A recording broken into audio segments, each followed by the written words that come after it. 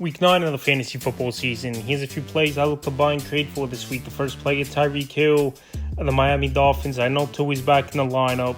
Tyreek Hill had one of his best games over the last month, 6 catches, 72 yards, but still we're missing on a few big plays where Tyreek Hill and to win that ball game. So the next couple weeks, tougher matchups on paper, no doubt about it. Buffalo, the Rams, and Vegas Raiders, which is a good matchup in Week 11. But Tyreek Hill, we know, is a dynamic wide receiver.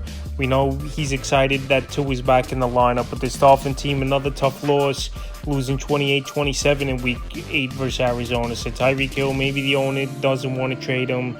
But like I said, even with Tua back, I know it's one game, mediocre numbers once again for Tyreek Hill. So where he's failed to score 20 or more fantasy points since Week 1 in PPR leagues. This is the time to try to go out there and make a deal for Tyreek Hill. Fantasy deadlines in a couple weeks, and that's the time to make moves, especially 8 weeks into the season. Next player, Davante Adams of the New York Jets. So Davante Adams, he wanted to become a New York Jet, play with old buddy Aaron Rodgers, and so far in the 2 games as a Jet, they're 0-2 in the time with Adams, and we haven't seen big games out of Davante. I know he's 32 years old, definitely declining. We see that a lot. Obviously, receivers 30+, the numbers start going down. But like I said, he wanted to be with the Jets, and he just hasn't produced in 2 games. Week 7 at Pittsburgh, 3 catches, 30 yards. And then Week 8 at the Patriots, 4 catches, 54 yards. Non-impact stats. Week 9 coming pretty quickly for this Jet team. Thursday night ball game versus the Houston Texans. But Davante Adams, like I said, he's had his best years, obviously, with Aaron Rodgers, a quarterback, where the last couple seasons still put up numbers, no doubt about it, with the Raiders, but not like he did with the Green Bay Packers. So with a decent matchup versus the Texans in Week 9, and we pretty much haven't seen anything from Adams all year. 1 double-digit game in the 5 games he's played. He's a buy low candidate this week. Next player, Jayden Reed of the Green Bay Packers. Jayden Reed definitely had an off game in Week 8 for this Packer team, and they scored 30 points. It's not like they went out there and didn't do anything.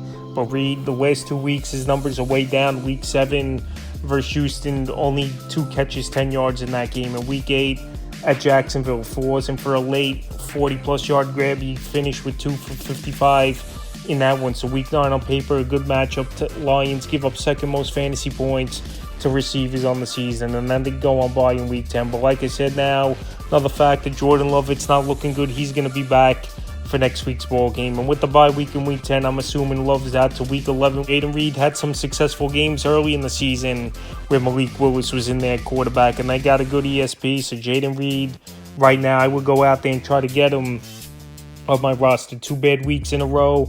And like I said, he was playing good football, playing Nick Chubb of the Cleveland Browns. Nick Chubb 2 weeks back in after coming off a devastating knee injury last season, ACL, MCL. And the first 2 weeks in, Week 7 versus Cincinnati, 22 rush yards, a touchdown, a catch, 10 yards. In Week 8 versus Baltimore for Nick Chubb in that ball game, 16 for 52. So Devonta Foreman's there, Pierre Strong.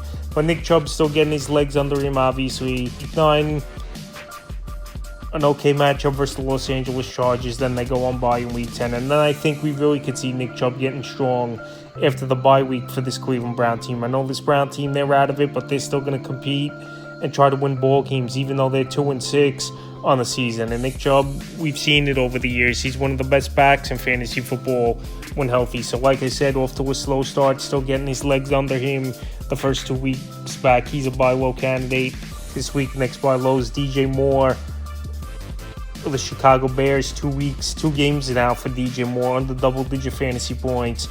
And him and Caleb Williams, no doubt about it, they're just not hitting, and they're not making plays for the Chicago Bear team and fantasy owners. Where last season, DJ Moore went out there, had a monster season with Justin Fields with 1,300 yards and 8 touchdowns on 96 grabs. And this season, it's pretty much been a stop-and-go year for DJ Moore. 1 game over 20+ fantasy points in PPR league. So like I said, him and Caleb Williams definitely have to get on the right track. But the next couple weeks, good matchups coming up at Arizona in Week 9 and Week 10 versus New England Patriots, 2 beatable secondaries.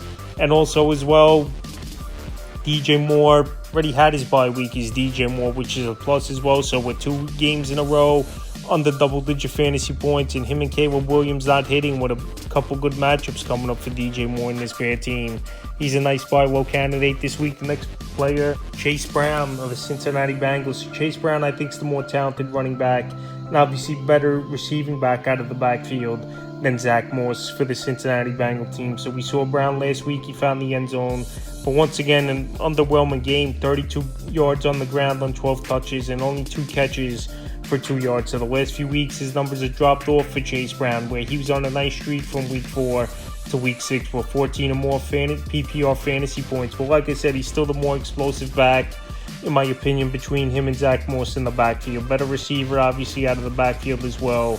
And he's got a good matchup coming up week 9 versus the Vegas Raiders, where they can't stop anyone on the ground. We see you week in and week out, and Chase Brown's an explosive back, and he just has to get in space a little bit more. So, like I said, the last couple weeks where his numbers have dropped off, he's a perfect buy low player this week. In the final play, look combined trade for CJ Stroud of the Houston Texans. So 2 weeks in a row now on this buy list is CJ Stroud, and his numbers have definitely been down the last couple weeks. And even coming into the year, I thought his numbers would be better, but obviously when your number one target, Nico Collins, is hurt, it's going to be tough sledding. And now Stephon Diggs banged up as well. This couple games for Stroud. Week 7 at the Packers, only 86 passing yards, 19 rush yards. In week 8 versus Indianapolis, it just wasn't a good game in terms of fantasy points. He had 285 passing, a touchdown, and a fumble loss with CJ Stroud, but his ceiling should be higher. Nico Collins is returning in week 10. He's on track, all reports, and we'll see what happens with Stephon Diggs. So it might be another bad game on Thursday night for CJ Stroud at the Jets, and then his value really drop off, especially if you don't have Stephon Diggs in that ball game. And then week 10 you get Nico Collins and maybe Diggs back, so he's a buy low candidate this week. So that's a few plays I look to buy and trade for week 9 of the fantasy football season.